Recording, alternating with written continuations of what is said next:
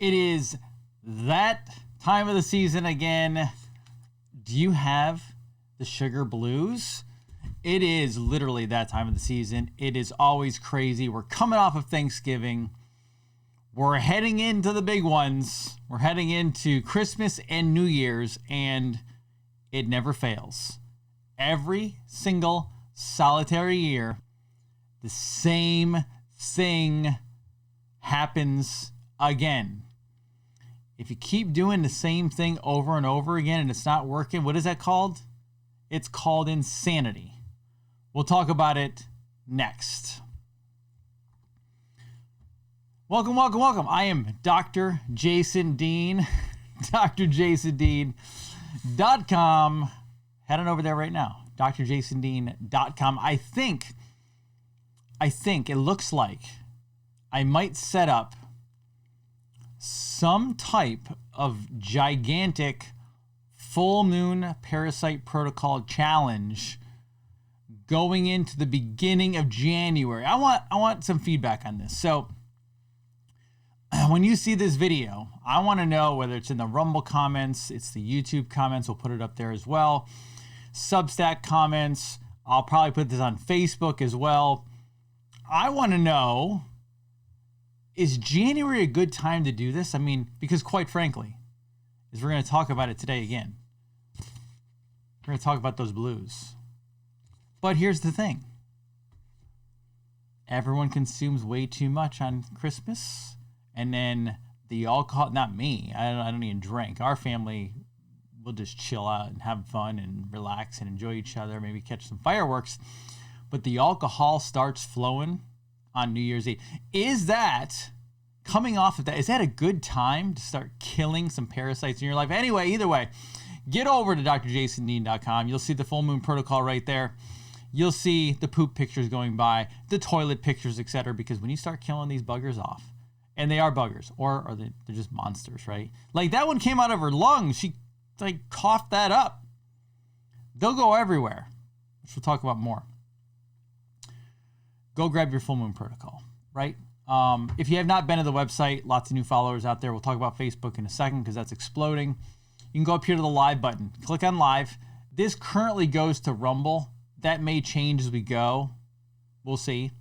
Because it's all shifting and changing. But that'll take you over to video. I'll show you the others in a second. People are asking me behind the scenes, the MVX test. Discover the test that could save your life. Now, why do I say that? Because that's a bold statement, right? The test that could save your life. I'll be dropping more MVX test results up on YouTube, Rumble, Substack, etc. But it is a test that could save your life because it shows me with one blood test your mortality index. What does that mean? Mortality. Immortal is never dying. Mortal is death. What is your index of death or mortality? It sounds morbid, but it's not.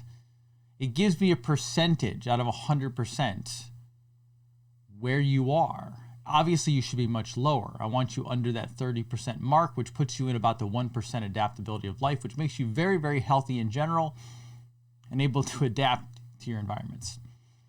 But the higher that goes, up towards 100, you get up towards 40, 50, 60, 70, it means in the next 5 years, you could have a large percentage chance of mortality. So get your MVX test. You click on the red button right here with the little words on it.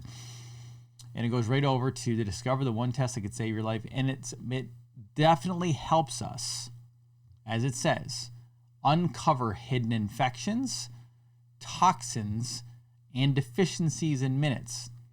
I'm going right after your cardiovascular system. I'm going right after your liver. I will find the toxins. I will find the infections. I will find the inflammation. Speaking of inflammation, my goodness, do we have a season coming up for you guys. But head on over to www.drjasondean.tv. That's the .tv site. You'll go to the Substack page. You can check out Substack anytime. It's free. You also head over to YouTube. The channel is youtube.com/@drjasondeandc, one word, right? It's still not obviously got enough people there where it's going out to everybody, so you got to go find it technically, okay? And I'll talk about this in a second more, but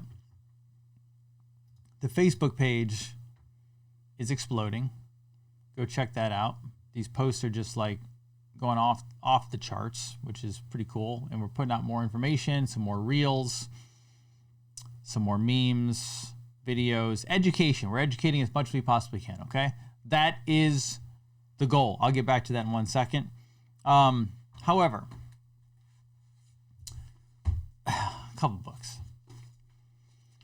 The Sugar Blues. Now, as you can tell, I bought this book, my goodness, a long time ago. It's all like, it's not me tattered. I didn't tatter it, but it was an old book. I bought it.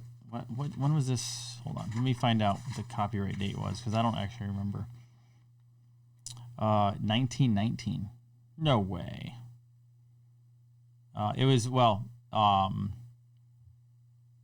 actually 1975 is when they did this book. It has some other copyrights going back to 1949 and 1919. And this gentleman, the great part about this is it's not written by a doctor, it's not written by a scientist, it's actually written by a journalist. And I might have to read it again because I haven't read it in probably 15 years. This book is so good. And seriously,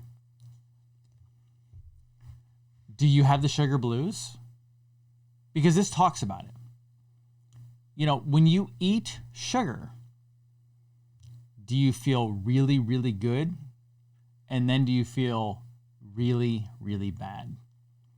The roller coaster, the emotions, sadness, depression, anxiety, happiness at first. And I know you do because I hear about it all the time with people. You know, they're doing good, then all of a sudden they have some sugar and they feel the difference. And it doesn't feel good. And then they tell us, oh my gosh, I had something over the holidays and I just did not feel good afterwards. This talks about the children. You want to know why kids go berserk?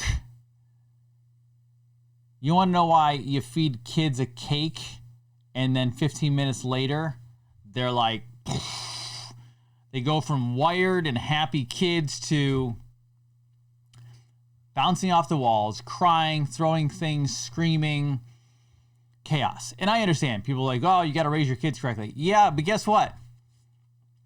If you get them off the sugar, it's a whole lot easier to raise your kids. I know. I raised my daughter. My wife and I raised our daughter. The only thing she might consume off and on is natural sugar. If we go somewhere like, you know, on a trip out of the country, she might have their sugar, but it's few and far between. Protein, meat, good fats. That's it. She is part Italian, so every once in a while she'll get like a good organic imported pasta, and imported is not expensive anymore. It's pretty easy to get that stuff in. You can find it in most of your stores. But other than that, she's a protein and fat girl. And you will see radically different behavior from kids when they're having protein and fats versus all the sugar and the carbs. However, as I said before, we are heading into this season of sugar. And it starts at Halloween, right? Because you get your candy, trick or treat, etc. And I know adults are like, well, I don't do trick or treating anymore. Sure you don't. You may not go door to door, but you do have your stash of stuff throughout the day, throughout the weeks, throughout the years. Why? I hear it all the time. The average person comes to me and they don't actually even know what they're consuming, right? And there's different types of sugars, and both of them change your brain into something very negative. And yes, you've probably seen this before. There's memes out there. It's talked about on videos. Is sugar the same as cocaine? No, they're not the same as in molecular structure. However, their molecular structure is very close to each other. I think it's within a molecule or two the last time I checked of each other. And the reason this is brought up is because the brain changes. So when they've run certain types of tests and MRIs with sugar and cocaine brains next to each other, and it lights up the same brain centers, okay? Like if I actually go in and let's check this out. Sugar and cocaine, I'll bring it up here in a second. See if it just shows us anything. Yeah, so they both activate the reward system. Nature even has a whole thing on it. Right? How sugar and cocaine affect the brain. I don't know if that one shows the MRI, but there's one that did a brain scan. Is sugar more addictive than cocaine? Yeah. Is sugar really as addictive as cocaine? Like it's actually spoken about in also major journal articles. And then you go, right? So there you go. Right there. Let's see if I can pull that one up. It's a Facebook page. That's all right. Let's see. There you go. Normal brain, cocaine user, sugar user. There you go. Right? Now, again, I'm not saying they're the same thing, but if cocaine makes you act a certain way, not good, and then sugar basically is doing the same thing. I mean, those two centers and the colors are very similar to almost identical. So when we get people, and I say this because like people call it the opposite. I still work with patients on a weekly basis. I have my associates, my wife, they work on patients, people around the world. And we get the same thing. Some people come to us and they're a mess. And it's understandable, right? 90% of the country, diabetic, pre-diabetic. Cardiovascular disease, number 1. Cancer, number 2. Diabetes, number 3. Alzheimer's, other neurodegenerative diseases right behind it. You can't have those without inflammation.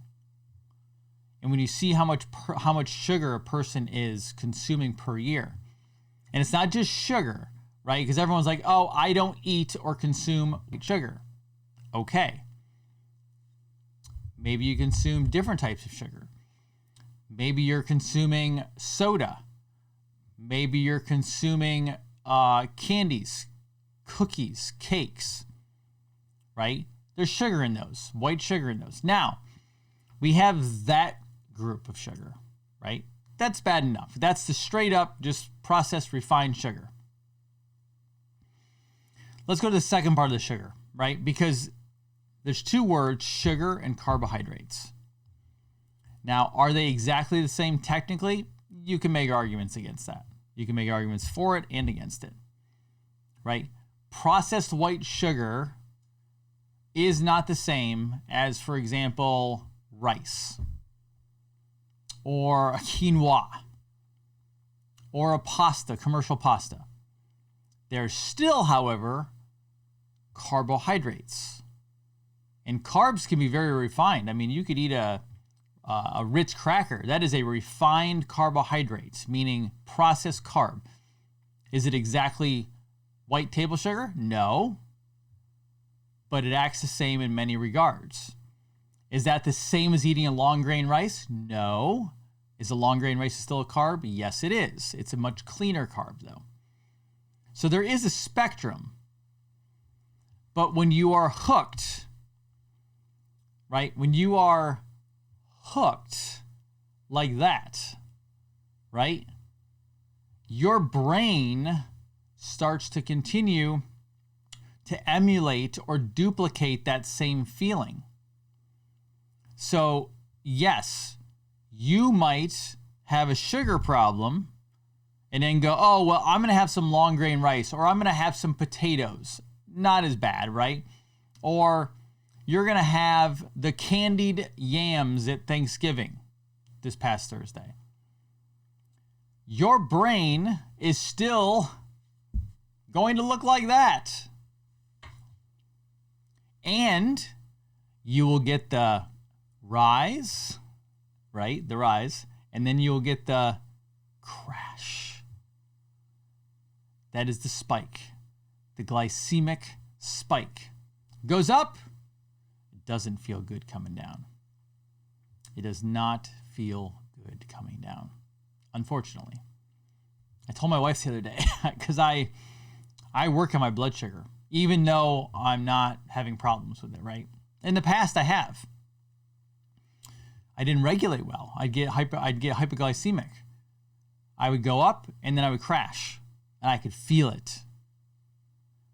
But this is why. I grew up in my teen years and into my early 20s. I would get up in the morning on my way to work. I lived in the Northeast at the time. I'm from New York. I lived in Boston. Shout out to Lizzie. And I would go right to Dunkin' Donuts on the way to work. And what did I get? I would have large coffee, lots of cream, lots of white sugar. Okay? I would get with it a couple donuts and typically a muffin. So I'm starting the day off pure sugar. Now, from there, I might get to lunch, but most likely I'm having more coffee before lunch. I might even have more food. I get to lunch. I would have protein at lunch, right? But usually maybe a sandwich. There was definitely also carbs involved, whether it was bread, pasta, sugar, right? And then you might have like a dessert for lunch. Now we head to the afternoon. And by the way, it was all fast food for the most part. Then I headed to the afternoon. What happens in the afternoon? More coffee. And I'm not a coffee, I had no problem with the coffee. You guys, many of you guys know I'm a coffee guy, right? My coffee today is very different than then. I would have tons of sugar with the coffee. But then I would do it all over again. I would have more donuts. I had a Dunkin' Donuts right next to me where I live. I would get more muffins or whatever. Like chocolate type stuff, right? Like all sweet. That would bring me up in the afternoon. By the time I get home, I would go have more fast food probably. I mean, I wasn't cooking at home. I was like a bachelor and traveling and running around. And then by the evening, yes, I would have the dinner. I would have the fast food, or maybe I'd go to a restaurant or whatever it may be. I would end my night, typically coffee with sugar, maybe some donuts, maybe some candy, maybe some cake. Like, it was sugar. So all day long, I am doing this roller coaster. Up and down, up and down, up and down. And the funny part is, I now get people today that do the same exact thing. And then they come to me, like many of you do, get you back into protein, good fats, bring those carbs down, whether it's pasta and bread, or it's candies, cookies, cakes, or just straight up white sugar in your coffee or tea or whatever other beverage you're drinking. And then there's people out there drinking, Coke Zero, Diet Pepsi, Diet Coke with the Splenda, the aspartame, sweet and low, whatever your drug of choice is, right? Now, are they going to light up the same brain centers? No, because they're destroying your brain. Speaking of brain, what happens when you live this kind of lifestyle, right? You get toxins in your system. Then the infections start. We have parasites, bacteria, fungal, and then we have the viral exosome. And they go out of control. So if your brain is doing that, parasites will go to your brain. They will. Without a doubt, 100% they will go to your brain. This is a documented scientific book by a PhD who's not even in natural health, explaining how our out-of-control bodies and animal life bodies and plants and insects basically, spiral out of control. It goes to your brain, and then it literally controls your brain. So, when you have these irrational thoughts, when you don't feel good, when you get depressed, when you get upset, when you have all these things going on, might you have the parasite in your brain? I mean, might you'll have parasites in your heart, that's for sure. You'll have it in your liver, your thyroid, right? Might you have it in your brain? Now, if I come up here, that's in your cardiovascular system. That's in your arteries. Yes, that occurs. And when people go, oh, that's not really true, that's not going to happen, right? Brain parasites. It's very common. Very common. I mean, like, literally, I mean, that's a CNN article, everybody. And I'm not a CNN fan, obviously. It's all over. Tapeworms. This isn't just some, like, oh, you know, every once in a while. I mean, this woman literally had a tumor in her head. Many of you have, I've covered this article before. This is a CNN article. Still alive and wriggling, doctors removes 3-inch parasite worm from woman's brain in the world's first. Well, it's not the world's first. That's what they called it. Tumor. That right there is a lesion on the brain is what they call that. That's a tumor. So, as I said, it is that time of year.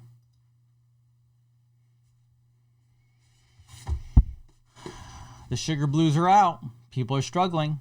Then we head into New Year's and they put their resolutions together and then they say, I'm going to stop eating like this. I'm going to stop not taking care of myself. I want to feel better. I want to lose weight. I want my hormones on track. I want to sleep. And then people fall off within the first month because they don't have a plan. I'm going to talk about that going into December. And we're going to handle this because the sugar blues do come out.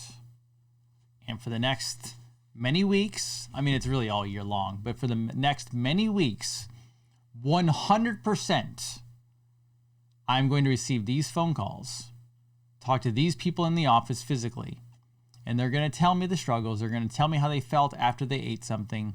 They're going to try very hard, but the alcohol starts pouring, the cakes, cookies, pies, the pastas, the you name it. It all starts coming out. And my goal is to help you through that. So, whether it's talking to us directly with us helping you, it's going to get a full moon protocol and starting this process. A lot of people start their journey where they're struggling with sugar and they just do one full moon protocol. They don't fix everything, but they start handling their issues. I've had people reverse the pain of their rheumatoid arthritis after 20 years in 2 weeks. They didn't fix the whole problem, but they deleted 20 years of joint pain by doing 1 2-week full moon protocol. Not a promise, not a guarantee, but it can absolutely happen, okay? Do me a favor, guys. Head on over to lots of education coming up here on my Facebook page. Go like that, go join up, go follow facebook.com/JasonDeanDC, as in Dr. Chiropractic, all one word. Okay. Check out the YouTube page. Go look it up. You'll find it. You just got to do a little searching. Head on over to www.drjasondean.tv. You'll find the videos on there as well, Substack, and drjasondean.com. And if you want to find out where you're going, how you're feeling, what's going on in your body, infections, inflammation, toxicity, nutrient absorption, malabsorption, liver health, heart health, the red button right here, get your MVX test. Grab that. We will go find it for you. Hit the book your call now, fill out the paperwork, put your card information in, and we will get you handled. All right? Do me a favor. We're heading into that season. Let us know if you need help. Do your best. to love, serve, and help the best you possibly can. Have a great rest of your Monday. Stay tuned this week. We'll put up more MVX tests and more content. Have a great rest of your day, guys. I'm Dr. Jason Dean. Be well. Bye-bye.